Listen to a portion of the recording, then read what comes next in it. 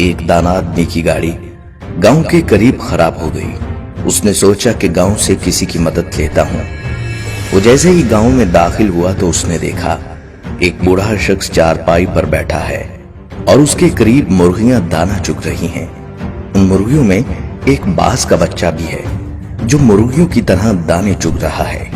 वो हैरान हुआ और अपनी गाड़ी को भूलकर उस बूढ़े शख्स से कहने लगा कि ये कैसे खिलाफ कुदरत मुमकिन हुआ कि एक बाज का बच्चा जमीन पर मुर्गियों के साथ दाने चुग रहा है। तो उस बूढ़े शख्स ने कहा, दरअसल ये बाज का बच्चा सिर्फ एक दिन का था। जब ये पहाड़ पर मुझे गिरा हुआ मिला, मैं इसे उठा लाया। ये जख्मी था, मैंने इसकी मरहम पट्टी करके इसको मुर्गियों के बच्चों के साथ रख दिया। जब इसने पहली बार आंखें खोली तो इसने खुद को मुर्गी के चूजों के दरमियान पाया।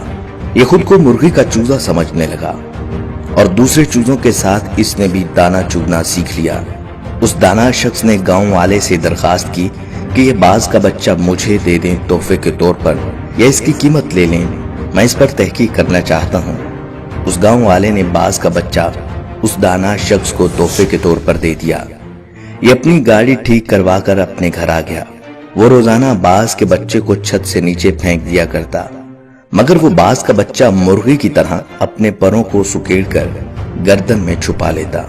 वो रोजाना बिला नागा बाज के बच्चे को अपने सामने टेबल पर बिठाता और उसे कहता, तू बाज का बच्चा है, मुर्गी का बच्चा नहीं, अपनी पहचान कर।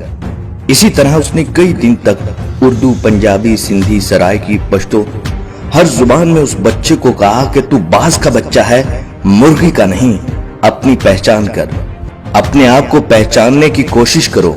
आखिरकार वो दाना शख्स एक दिन बाज के बच्चे को लेकर एक बुलंद तरीन पहाड़ पर चला गया और उसे कहने लगा कि खुद को पहचानने की कोशिश करो, तुम बाज के बच्चे हो। और उस शख्स ने ये कहकर बाज के बच्चे को पहाड़ की बुलंदी से नीचे फेंक दिया। बाज का बच्चा डर गया और उसने मुर्गी की तरह अपनी गर्दन को झुकाकर परों को सुकेड़ लिया और आंखें बंद कर ली। थोड़ी देर बाद उसने आंखें खोली तो उसने देखा जमीन तो भी बहुत दूर है। तो उसने अपने पर फड़फड़ाए और उड़ने की कोशिश करने लगा। जैसे कोई आपको दरिया में धक्का दे दे तो आपको तैरना ना भी आता हो, आप हाथ पांव मारेंगे। थोड़ी ही देर में वो अपने आप को बैलेंस करने लगा, क्योंकि बाज में उड़ने की सलाहियत खुदा ने रखी होती है। थोड़ी ही देर में वो ऊंचा उड़ने लगा। वो खुशी से चीखने लगा और ऊपर जाने लगा। कुछ ही देर में वो उस दाना शख्स से भी ऊपर निकल गया और नीचे निगाहें करके उसका एहसानमंद होने लगा। तो दाना शख्स ने कहा, ऐ बाज, मैंने तुझे तेरी शिनाख्त दी है, अपने पास से कुछ नहीं दिया।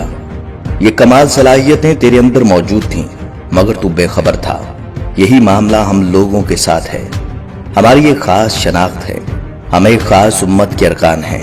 हम एक ऐसी कौम से हैं जिसने सारी दुनिया पर हुकूमत की। हमारे अंदर अल्लाह रब्बुल इज्जत ने बेपनाह सलाहियतें रखी हैं, मगर मसला ये है कि हमारे इर्द गिर्द बेशुमार मुर्गियां हैं, जिनमें हमारे टीवी चैनल और अखबारात भी शामिल हैं, जो मुसलसल हमको बताते हैं कि हम बाज के बच्चे नहीं, मुर्गी के बच्चे हैं। जो मुसलसल बताते हैं कि तुम सुपर पावर नहीं हो, सुपर पावर कोई और है। जो मुसलसल ये बताते हैं कि तुम बहादुर और ताकतवर नहीं हो, बल्कि बुज़दिल हो, कमजोर हो, जो कुछ नहीं कर सकते। अगर आज हम अपने आप को पहचान लें तो हम बहुत कुछ कर सकते हैं।